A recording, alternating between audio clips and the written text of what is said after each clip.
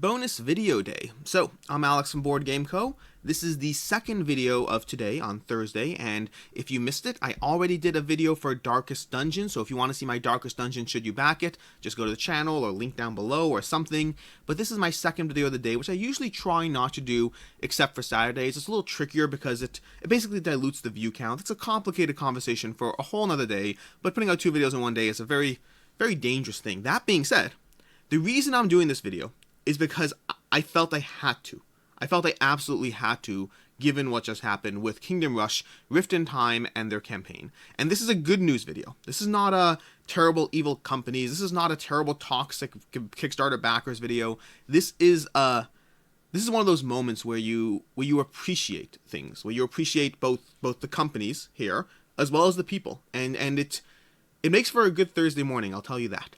And for context, what's going on here, this is not a should you back it or why I backed Kingdom Rush. If you've watched my other stuff, if you've heard my other things, you know that I'm excited about Kingdom Rush. I am very excited about it, because it is basically a tower defense / polyomino game with a cartoony artwork and all these things combined into something that I enjoy. And I want this game, I do. But that's not about today. I'm going to try to keep this video short. We're going to aim for a 3-minute video, hopefully, maybe, we'll see. Just a quick update. But basically, a few minutes ago, Kingdom Rush, or Lucky Duck Games, put out an update asking you for your support.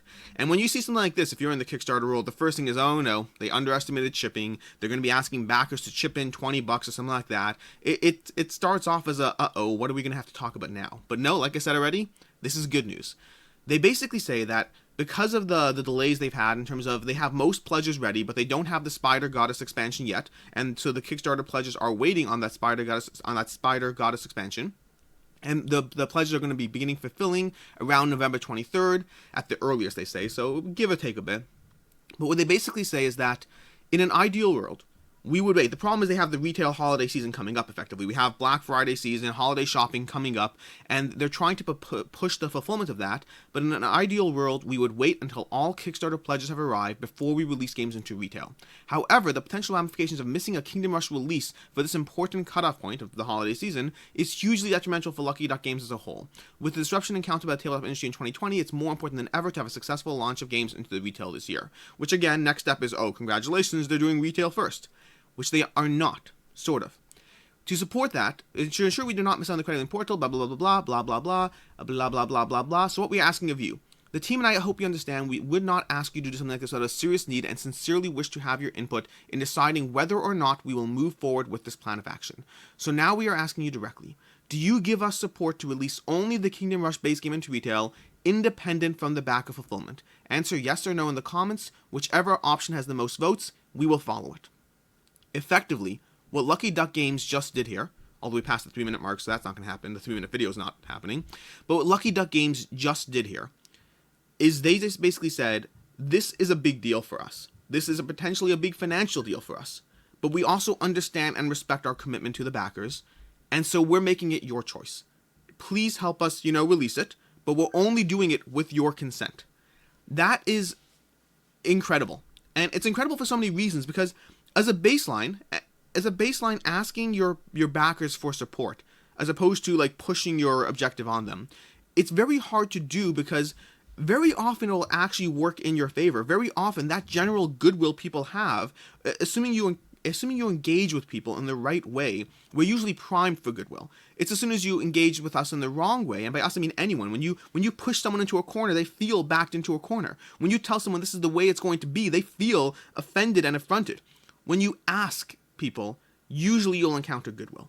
The problem is, and this is why it's so hard for companies, the problem is when you're talking about important financial decisions to keep your company running, to keep your company going, you often feel you can't afford to risk your decision on goodwill. And it makes sense, and I'm sympathetic to that. And kudos to Lucky Duck Games to deciding that they will risk that decision on goodwill. They will ask their backers, they will push for that support, without telling you this is the way it's going to be. And this is not the only highlight of my day, because the next highlight of my day is reading the comments. Yes, yes, yes, yes, yes, yes, yes. Wait, no. Oh, we got one. Sorry, don't mean to shame anyone. When I looked earlier, we had every single person said yes. Oh, we have another no, without going through it. If you look through these 739 comments, there are barely any no's. It is primarily yes after yes after yes after yes after yes.